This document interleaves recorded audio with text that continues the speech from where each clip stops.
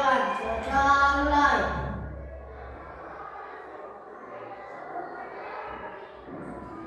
Doa selesai. Beri salam. Selamat pagi Bu Talisa. Oke, selamat pagi. Nah, pada kesempatan kali ini Bu Talisa akan melakukan presentasi terlebih dahulu kepada kalian. Apakah hari ini ada teman kalian yang tidak masuk? Ada siapa? Jojo. Ada yang tahu Jojo kemana? Nggak ada yang tahu? Nanti Bu Talisa tak tanya sama ibunya Jojo. Setelah absensi, adakah yang sudah pernah, adakah yang tahu tentang asal usul? Ada yang tahu? Sudah pernah dengar cerita rakyat asal usul? Iya, pernah dengarnya. Kira-kira judulnya apa saja ya asal usul yang pernah kalian dengar atau yang pernah kalian tahu? Contohnya mungkin ada apa? Asal usul apa mungkin? Usul cerita rakyat. Oh, ada Danau Toba, terus habis itu Surabaya, ya kan? Terus kemudian ada apa lagi? Banyuwangi. Yang biasanya sampai nonton, ya apa biasanya? Cerita Nusantara. Banyak kan?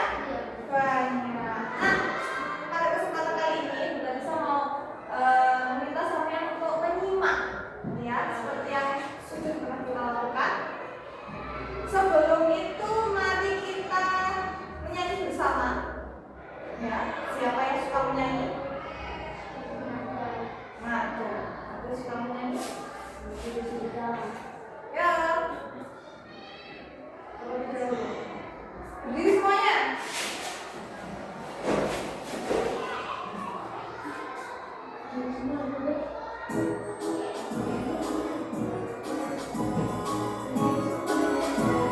Sudah tahu ya ini lagunya? Nyanyi.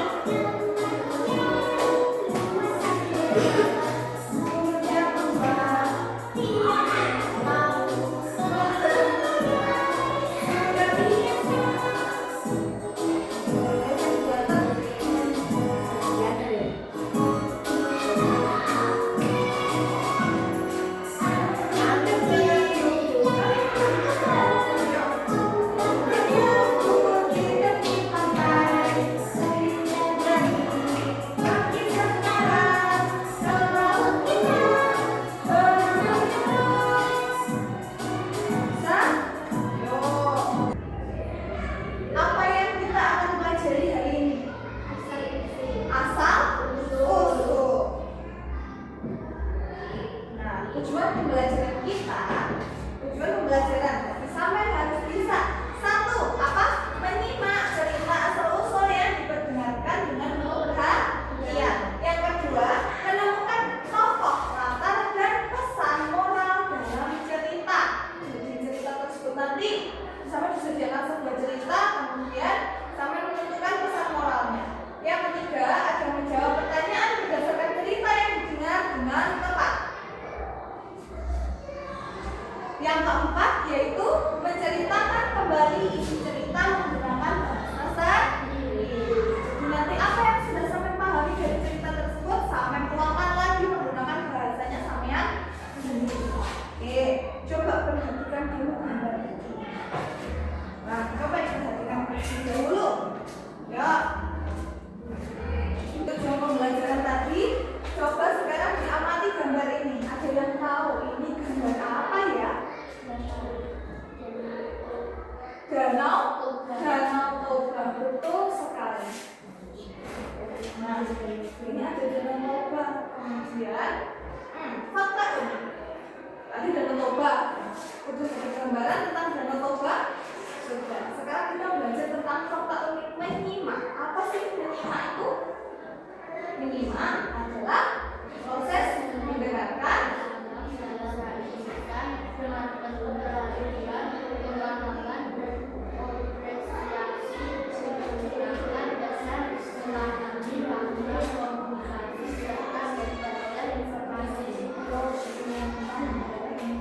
Informasi. Jadi menyimak adalah proses mendengarkan lambang bahasa lisan dengan penuh perhatian.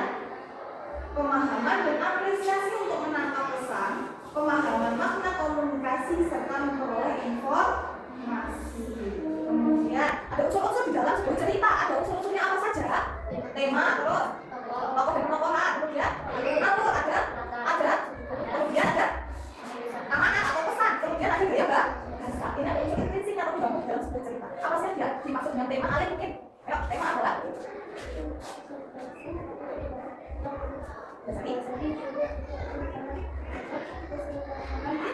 oke.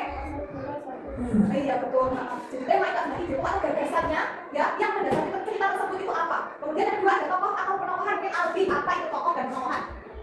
Pelaku di dalam cerita dan watak atau sifat yang mereka miliki, tokoh protagonis atau pritagonis. Oke, nah ada tokoh dan penokohan itu adalah pelaku atau siapa yang melakukan di dalam cerita tersebut. Nah, tokoh itu dibagi menjadi tiga. Ada yang protagonis, ada yang antagonis, ada yang pritagonis. Yang keempat ada alur. Coba ada apa itu alur? Rangkaian peristiwa dari awal hingga akhir biasanya berempat lima tujuh. Oke, nah alur itu rangkaian peristiwa atau jalannya jadi cerita. Maka kita sudah pernah bahasnya ya sebelumnya. Yang keempat adalah latar. Latar itu apa sih, Wi? Keterangan mengenai tempat waktu dan suasana terjadinya peristiwa. Oke, jadi ada keterangan mengenai tempat, waktu dan suasana yang terjadi dalam peristiwa tersebut. Nah, sebelum pada kita ada cara pengarang menempatkan dirinya dalam cerita. Kemudian sebelum pada orang ketiga, pengarang sebagai pencerita. Nah, amanat pesan moral atau nilai kehidupan yang ingin disampaikan penulis kepada pembaca. Setelah dia bahasanya mendengarkan atau majas yang digunakan untuk membuat cerita lebih menarik dan khas. Lagi ada unsur ekstrinsiknya. Unsur ekstrinsik adalah latar belakang dari sebuah cerita. Ada nilai moral ya tadi, nilai dalam kehidupan yang dapat kayak ini. Terus yang kedua adalah latar belakang budaya, kepercayaan, ada istiadat, tradisi masyarakat tempat cerita tersebut berasal, serta biografinya pengarang apa latar belakang atau lingkungan setempat penulis cerita tersebut di. Nanti coba dicari ya. Coba cari latar tempatnya di mana, terus habis itu apa namanya nilai moralnya apa yang dimasukkan dalam dalam cerita itu ya. Nah, oke. Sebelumnya kita bisa kasih kalian apa gitu ya, namanya isi, yang sama sama identifikasi, ya. Yang sama identifikasi tertuju. Tentang apa saja? Ada tokoh, ada tokohnya. Kemudian latarnya di mana, latar tempatnya nanti sampai ketinggalan ya, mengidentifikasinya. Kemudian masalah apa? Ada masalah apa dalam cerita tersebut nanti. Kemudian ada amanat atau apa? Ya nilai moral tadi, ya kan? Amanat nilai moral yang ada di dalam cerita tersebut. Oke. Kita langsung aja. Amanat sama moral dan nilai kehidupan. Nah, di sini ada cerita asal-usul dalam gambaran. Bisa minta saya ke menyimak, ya. Menyimak, ayo menyimak lebih dulu.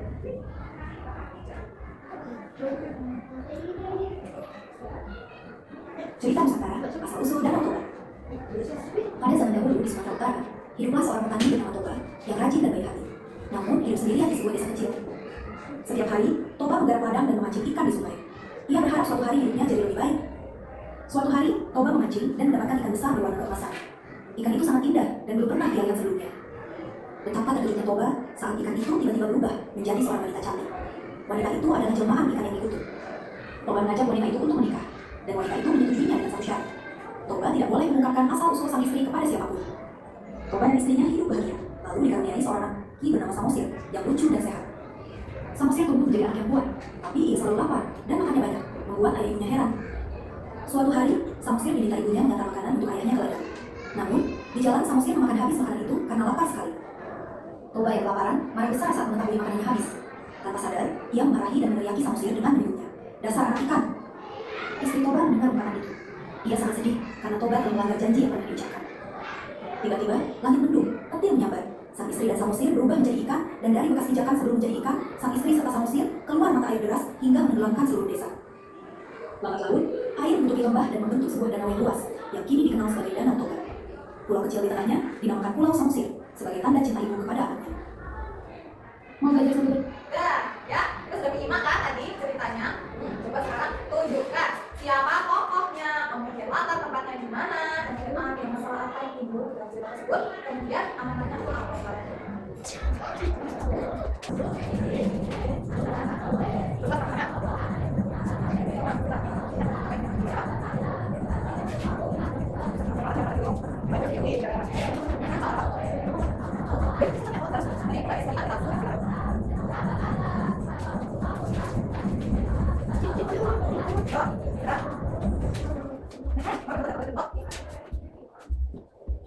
Tidak boleh.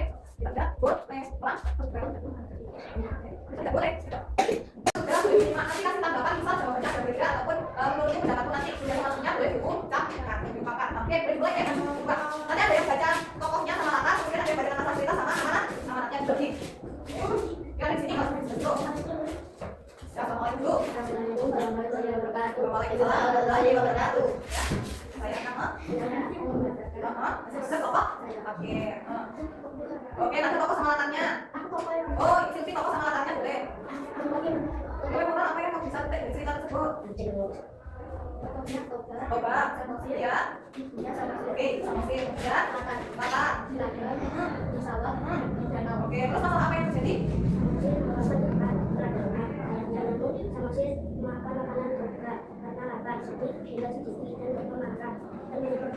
Oke, terus amanat apa yang terjadi? Amanat apa yang harus kita ambil?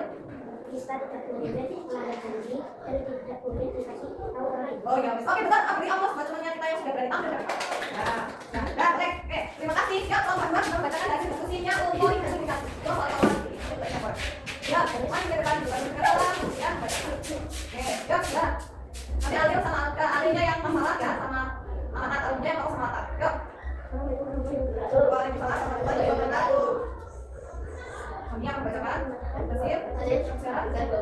Oke, tokohnya siapa aja? Coba dan sama saya dan ibunya sama saya. Oke.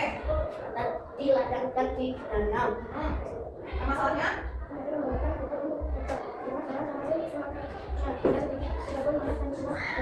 Ya, kemudian amanat yang kita ambil apa? Yang kita tidak boleh melanggar janji diri pertama kita harus kita yang sudah beritahu kita. Nah, dari apa yang sudah kita simak tadi, itu ceritakan tentang apa sih? Tentang asal usul. Tentang asal usul, danau, toba. Tokohnya siapa saja? Toba, Samosir. Ibunya Toba. Ibunya Toba. Ibunya Toba, ibunya Samosir. Nah, kemudian apa yang terjadi dalam ceritanya? Oke, Toba mengatakan janji ya. Janjinya sama siapa? Sama istrinya. Apa yang dirahasiakan atau apa yang ditutupi? Apa yang dijelaskan? Yang disyaratkan istrinya kepada si Toba? Asal usul istrinya. Iya, si Toba itu tidak boleh menceritakan asal usulnya si istrinya tersebut. Kemudian yang terjadi, Toba melanggar janjinya. Toba itu melanggar janjinya kepada istrinya dengan menyebutkan bahwa anaknya yang tadi adalah anak Ika. Dan apa yang terjadi setelah itu? Ibunya Samosir kan? Samosirnya ngapain?